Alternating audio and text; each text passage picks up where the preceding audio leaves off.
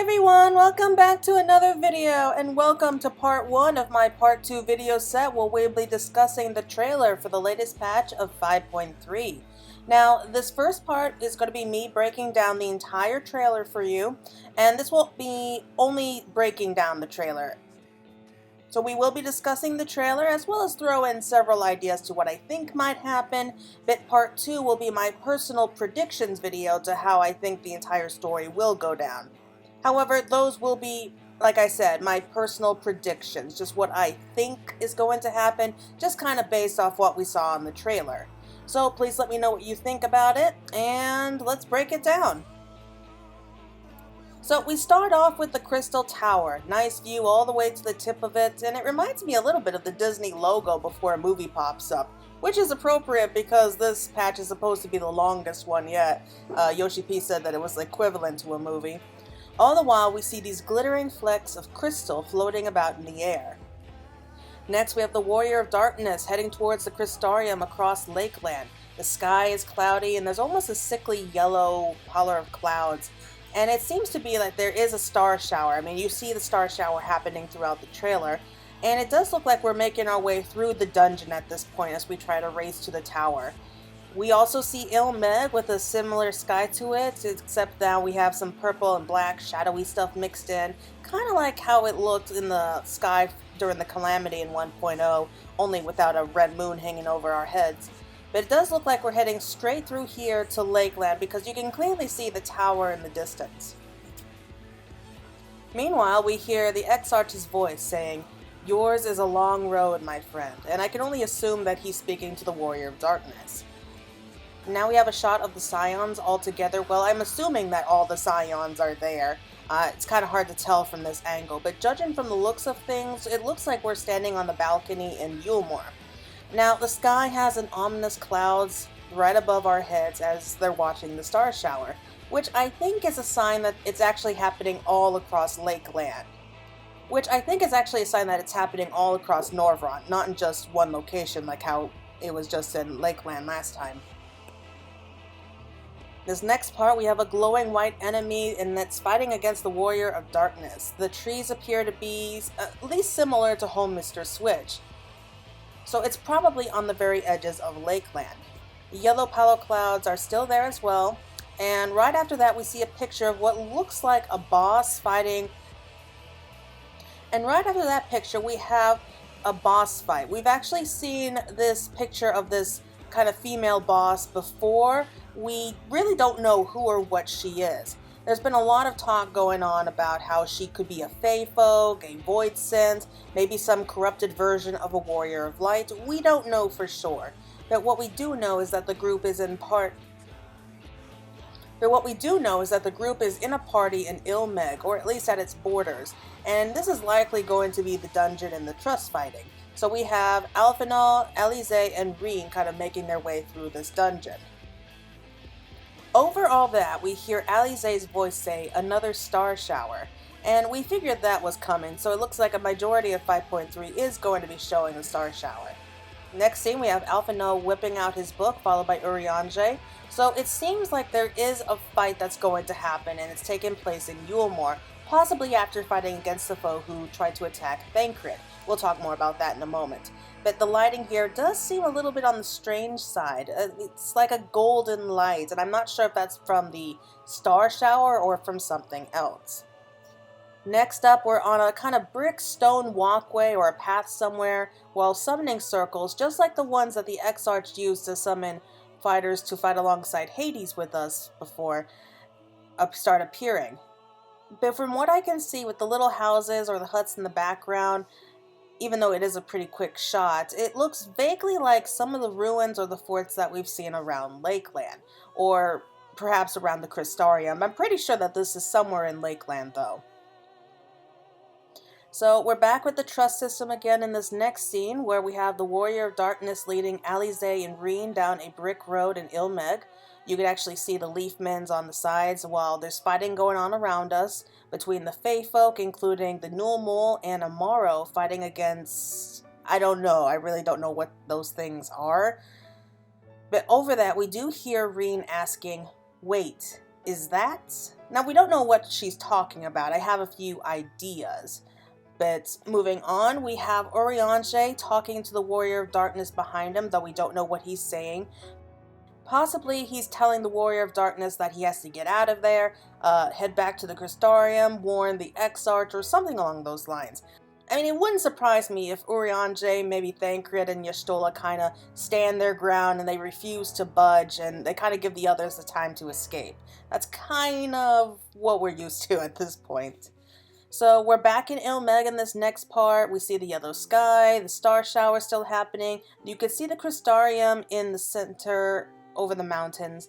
There appears to be a lot more fighting happening, and something is drawing out the darkness itself here. We have the Fey folk once again going to war.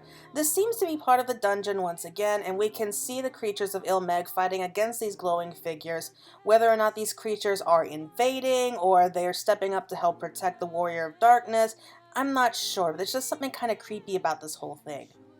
And we do hear the Exarch continue to speak over this, and he starts to sound like a narrative now, and he's saying, "And there may come a day when you forget the faces and voices of those you have met along the way." And that's actually showing a couple of scenes all in sequence. It starts off when we see Lena and probably what looks like the Crystarium, and she's looking up to the sky with worry on her face, and she only really looks like that if it involves the Exarch, if you ask me. So something bad is happening to the Exarch, and she's really worried about it. And this seems to really prove point because we see the Exarch next. He's standing in a room in the Crystal Tower, and he has his head kind of turning to look at someone behind him, probably the Warrior of Darkness. And you see kind of an orangish, glowing, golden flash of light around him. Not sure what that means. It does look a little bit of like how a limit break looks just before someone unleashes it. This next part we have the Warrior of Darkness, and they seem to be having a kind of discussion with an ancient standing before him, or maybe he's trying to get somewhere and he just happens to run into this being. This is definitely happening in Amaroth though, and this figure seems to be one of the dreamlike creations of Emixelk. We don't know who this is yet. There have been several theories about who it could possibly be, but it seems that we're discussing something with this particular somebody, whoever they are. But as the Exarch's voice finishes up, we have Alphinaud, we have Reen, Alisaie fighting alongside the Warrior of Darkness against an enemy boss that's in the Trust Dungeon. So it does look like we're going to be running through here with the twins and Reen, or at least a kind of combination of them. There's a lot of flashing in the background, but it appears to be Lakeland, judging from the trees and the ruins that you can see in the background. They're fighting what looks like a barbarian. Either way, he's a big dude with a big sword. I'm sure we'll get back to him in a second, but he brings his weapon down and he seems like they are all hit pretty hard from here, so he's probably going to be a tough boss. This next scene is actually kind of sweet and sad because it's Thancred and he's patting Reen on the head, and that's kind of like how he shows his affection towards her. This is definitely the Crystarium, and it looks like he might be either going off to do something dangerous, or perhaps this is actually a scene where the Scions are preparing to return home. Either way, they're there, and she's looking pretty sad as he just pats her on the head one more time. Here is the barbarian dude back, though, and he's standing there, and he's looking like maybe an idea to a possible job in the next expansion. Okay, I know it seems unlikely, but you never know. This is probably his pre-fight mini cutscene in the dungeon, so it seems to be like he's the final boss for the dungeon. Either way, he's in Lakeland, and he has those same glowing red eyes that you kind of associate with the warrior. And though his armor is very similar to a warrior, his weapons looks more along the lines of a greatsword. Either way, the glowing eyes and golden glow about him can't be good. But it looks like we will be leaving the main scenario for just a moment as we focus more on the next part, which we actually see what looks like a mechanical tank thing on wheels come bursting through the wall and leaving an opening. We do see a few people on the ground. It looks like the group of the party just defeated them, and the car thing breaking through the hole is just opening up the next part. We do see the Garlean flag though, so it seems that we are on the Bojin southern front and are fighting our way through. As soon as the hole was broken open though, everyone goes charging in. And if you pause here for just a moment, you can actually get kind of a look inside the facility. there is something really big in there. Though if you do go a little bit further, if you progress through the image, it kind of fades out almost instantly. It's kind of being replaced with a building with these little windows, the big door where whatever that thing was standing. Next up, we have a glowing figure of what appears to be a giant dragoon appearing in the sky. And it looks like this is back to the main scenario questline, and we have the star showers shining behind them. If you pause right here, like when he appears, you can't really see what he looks like, but you can see he's clearly dropping in from the sky, and it seems to be striking the side of the Umorian airship, possibly damaging it well enough that it brings it down, and we do see Reen, Alize, and Alphinaud all kind of on the ship and reeling as the Dragoon attacks it. So it could be that after they escape Ulmor, they're heading back to try to warn the Exarch of what's going on, and that's when the Dragoon appears and he strikes the ship and they kind of have to make an emergency landing, and that's why they kind of have to make their way through Ilmeg to get to the Crystal Tower. I find that a little bit odd though, because unless you go clear north and then come back down, I don't really see how they would be passing over Ilmeg during all of that. Either way, it doesn't matter, I suppose. This next part though, we hear the Oddbert Elidibus guy talking, and we hear his words, excellent, and then you kind of see him talking over Oddbart's body's shoulder. That's very strange if you put it that way, but his exact lines are, excellent, I had intended to speak with you alone. His voice, it's kind of echoing, it's kind of far away and distorted, so I think this might be happening in some kind of like mental telepathy kind of thing, like maybe he's talking to you like inside your own mind. But next we have this sexy thing here where we have the Warrior of Darkness climbing up a ladder. It's strangely beautiful for me. So also note the mechanical stuff on the ground behind him, and you kind of see all this fighting happening. You do definitely see the Garlean banners like off to the side. So this looks like a fortress, so it looks like we're back in the Bosian front and we're in the middle of a battle. Possibly one of those critical encounter moments that we've been told about. But this next scene shows a sky that's much clearer, and we have the Warrior of Darkness and kind of other members fighting against a creature who is none other than an Esper, which is another optional boss from Final Fantasy XII, Adramek. It's been a long time since we actually seen one of those. We've seen a few Espers from the Ivalice. We've seen a few Espers from the Return to Ivalice questline, and this does look like it's going to continue on with the whole storyline here in Bosia. Still not entirely sure what these Esper-like beings are. I mean, are they primals or... I don't know. Either way, we're definitely fighting them like on the very borders of Bosia. Now, this next person who speaks over all this is Gestola. And kind of this line here is really drawing a lot of controversy so far. But basically, her words are this. Having drawn your strength from such a cacophony of voices, can you truly be sure you still speak with your own? So her voice is kind of overlaying several quick cutscenes. So you initially see her face somewhere, and it does look like we're back in Amarot, and judging from the lights in the background, maybe she's talking to the hologram records, but most seem to believe that she's speaking to Elidibus. But there's a theory that she may even be speaking of the Warrior of Darkness about this, even though the quote itself may not necessarily be taking place in the same location. Moving back, it looks like we have our first look at the Sorrows of Wyatt. We have one of those Alra girls that was one of Gaius's adopted kids, Ellie, and you can kind of see a man with his arms spread out in front of her. It's a little dark, and you can't really see his face because of those helms, but it could be that this is the one who started up the weapons project. Meanwhile, off to the side, we see like this little Alra boy on the left. Don't really know what that's about, but it could be that if we are facing another one of these weapons, it could be Allie who's the one who's going to be piloting it next. This next scene, we have a lot of fighting going on. It really looks like a war zone. Lots of people running away or fighting. This is definitely Bosia, and the fighting really is coming to a head here. And then it immediately cuts back to the Sorrows of Wyatt, where we have Gaius slamming his fist down on kind of a stone railing or banister. And not entirely sure where we are here. It does show a kind of tower in the background, possibly a watch or siege tower. And it looks a little bit like Alamegan architecture, so I'm guessing we're somewhere on the very edge of Gero Albania, maybe spreading into Ishabar, maybe even on the borders of Dalmasca. But here, this really does prove it's the Sorrows of Wired, and we have kind of an Eorzean Gundam versus Garlean evolution, right up against each other. I was really surprised because I was not expecting the Sapphire weapon, but it does look like we are going to be up against the Sapphire weapon. And it's suggested that Van Hydrus, and it is suggested that Van Hydrus is the one whose combat data has kind of been uploaded into the Sapphire weapon.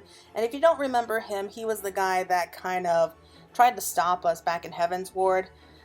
He kind of died protecting Unokalhai against Zervan, but I think most people kind of remember him as the one who ordered Izel's execution. I got mixed feelings about that. Point is, there's a giant mechanical machine, and it's the Warrior of Darkness who's going to be piloting it. It starts off with 2 airships. One in the top right kind of looks like Sid's Enterprise. I'm pretty sure that's what it is. The other one could be a Garlean vessel. Maybe it was liberated by someone, I don't know. But anyway, it's carrying it into the battlefield suspended with wires. It's a clear sunny sky, and they cut it loose, and you can see where the Warrior of Darkness is at the controls. You have a holographic comm system up with Sid's face talking to him, and this appears to be kind of over the ocean somewhere. You see islands. It looks so cool because it has that old school anime sound effect of shing as it's being drawn. So here we have Rex, and it has been said that it's Rex who's going to be piloting the Sapphire weapon, and he does not look happy. You see him clenching his fist as the music lyrics really start to ramp up. It sounds amazing, by the way. And it does look like, though, that we are kind of looking into the past again. Judging from the hue kind of distorted around it, perhaps we lose Rex next, and we see the moments leading up to him kind of climbing into the Sapphire weapon. And once we bring down the Sapphire weapon, Gaius realizes that it was Rex inside, and he's upset because he did lose another one of his adopted children. Okay, quick shot of the 2 of them actually battling. They're actually in the air, and we are cutting with the sword. And it looks like this is actually an event you get to play. It's not a cutscene you're going to be watching. It looks so cool. Oh, I cannot wait to see how this is going to go. It's going to be something really different, I can tell. This next part, we're back in the Realm Reborn area. We're riding a Chocobo as it takes flight out in Lanosia, flying towards Limsa in the background. So this is a clip that they put in just to prove to us that yes, flying is now available in the Realm Reborn zones, and this is proof because we're taking off from Summerfield Farms. Meanwhile, we have the Exarch speaking again, and it's funny because he says no, just as we're taking off. He's saying, no. Really, we could have been doing so much more than this instead of just making mounts fly in this area.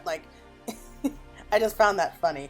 Anyway, his words are this: "No, I won't let you go alone. Not this time." So I don't know what's happening here, except that he's putting his foot down and he's refusing to let the Warrior of Darkness go off on his own this time. He wants to go with him. It doesn't look like we're in the Ocular, though. It's possibly at the top of the Crystal Tower. I'm not sure, but there are these glowing beings, standing right in front of them. I count 8 of them, at least.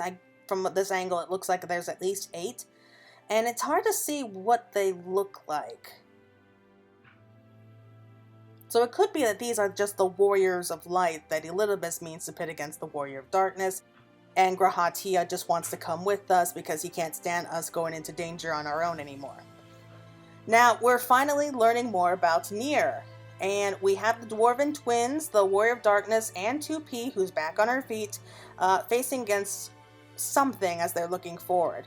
The Warrior of Darkness is kind of looking over his shoulder as 2P steps up, and this appears to be kind of the dwarf village, judging from the backgrounds anyway.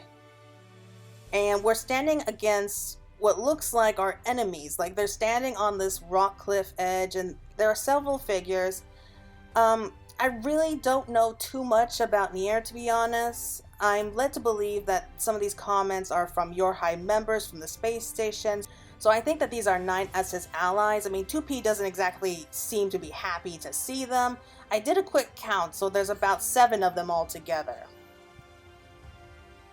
So this next part is actually showing us some more fighting in the new 24-man raid, and there is a desert in the background, a lot of fallen debris. I do know enough about Automata to know that there is a space station or a moon base.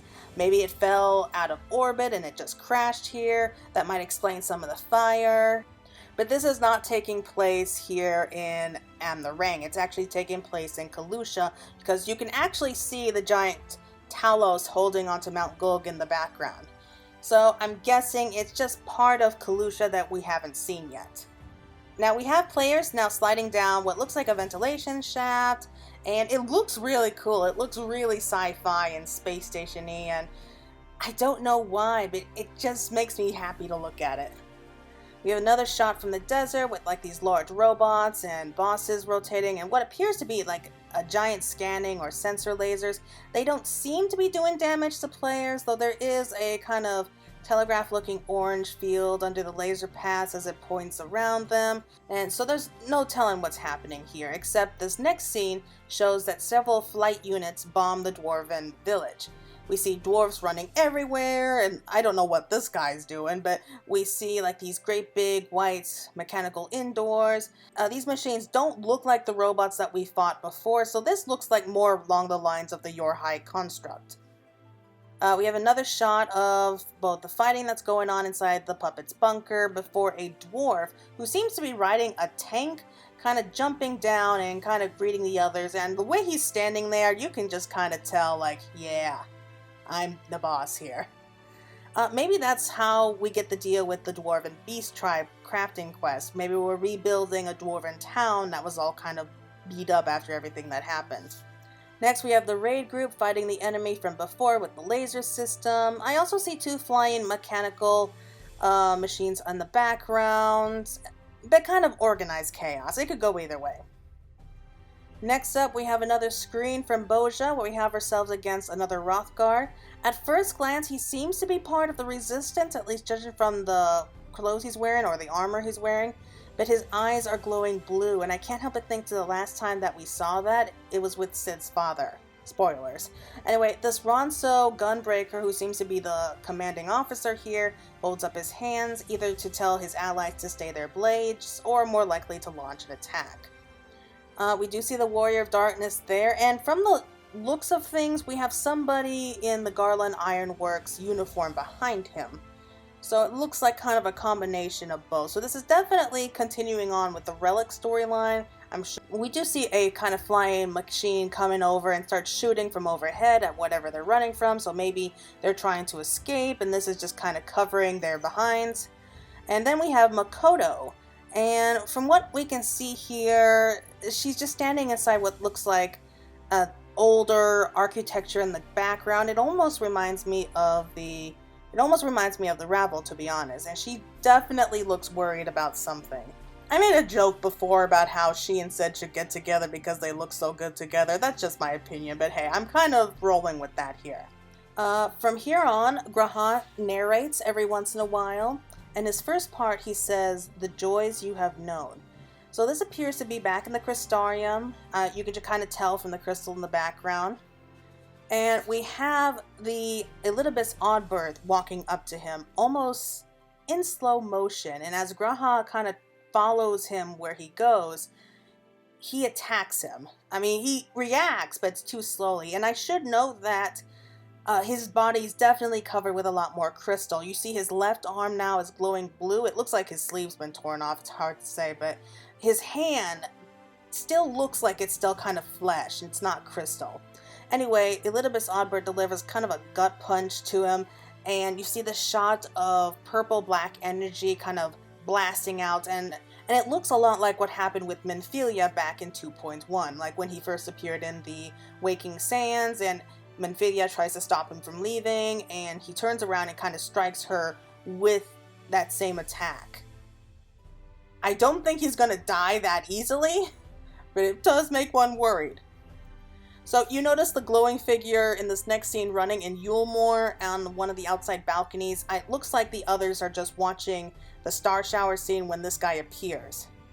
Also, if you look in the background, you can see Amarot above the waves with the star shower falling behind it. I'm pretty sure it's just an illusion. Anyway, you see the Scions all on the balcony along with other random denizens of Yulemoor. The figure has a sword and shield, a paladin I'm guessing, and he runs straight towards them as Thancred turns around in time to see the enemy rearing back his sword. From then on, it's just kind of cutting back and forth pretty quickly between these scenes. 3 limit break on the boss. The scene is really short and it's dark, so it's hard to tell, but it appears to be in some kind of great hall. The background is mostly dark, and if I had to guess, I'd say that it's another one of those critical engagements happening in Boja. But then we hear the Exarch continue on with his line, "The pain you have felt." And now we have what appears to be Vina and her companions, or possibly the other 13 members of the Convocation. It's really fuzzy, it's hard to tell, but there's definitely 13 of them from what I can see. So this could be another memory or even a flashback. It probably isn't a hologram message, though it could be that too, I suppose. Perhaps Ystola found it, and that's why she summoned us back to the Uniter to kind of watch the recording. Perhaps she learns then about maybe who the Warrior of Light could possibly have been in the ancient past. Or perhaps maybe a memory from way back then is returning to us. I'm really excited about this part. I'm probably the most excited for that part. Once again, we see Amarot in the star shower. On the left, we have the frame. You can kind of see the land of Kalusha and like maybe what looks like the remains of a lighthouse. So the city is pretty clear. And it's definitely like above the ocean, but there's kind of a haziness about it. So I'm pretty sure this is just part of the other illusion. And I don't doubt that Elidibus has as much power and ability as M itself does to create such a massive illusion. And then the Crystal Exarch's voice goes on and says, "The prayers you have whispered and answered." And we see the Elidibus Oddburst surrounded by these columns of light, just like the Warriors of Darkness in the Hades fight, as he slowly rises up into the sky. I can't say for sure 100% where we are, but if I had to guess, it's definitely the Crystal Tower. If it's not at the top of the tower, then it's definitely inside the tower itself. The Warrior of Darkness is slashing at what is probably a kind of modified drill mech from before. Again, we're back in the Boja Citadel. It's all over the place here. But this next part, it breaks my heart because we see Raha with like these crystal like covering his chest, and it almost like blood, like crystal blood like on his chest. So he's in a horrible pain or anguish. The flakes of crystal are just rising from his fingertips, and though I can't really tell from this angle, it does look like his left hand may now fully be engulfed in crystal as well. Now, this seems to be right after Elidibus attacks him, and if we don't have a good enough reason to want to kill the guy, well, we got one now! Oh god, we're almost at the end, thank goodness. But this next part seems to be happening right at the top of the Crystal Tower, so you can see the tower on the right side of the image if you pause the frame. This appears to be another summoning columns into the sky and shooting its light down to the ground, as Elidibus Oddbird is now screaming, "Come, Warrior of Darkness, let us finish this." We see a number of light columns and those glowing figures materializing from them, floating in the air, and we at least can see their forms, kind of. We see kind of a warrior with a bow, we have one with a great axe, the third's a Lalafell figure with a staff, looks like a white mage. And then we have a Lalafell with the kind of a feather hat that has a staff, I think maybe more along the lines of a black mage. Next one is a armored figure with a great sword, a dark knight. There's a ninja with the twin daggers in the background. And then we have one on the end with a totem, so it could be either a scholar or a summoner. Not sure. If I had to say, these might be... I don't know. I really don't know what's going on here. Except that we have the Elidibus Oddbird with his crest forming over his face, and he is looking ready to fight. It does look like we're about to have a huge fight with him. Everything goes dark after that, and then we have the form of a light blue crystal appearing before us, with Raha standing there with his arms kind of looking like he's about to embrace it.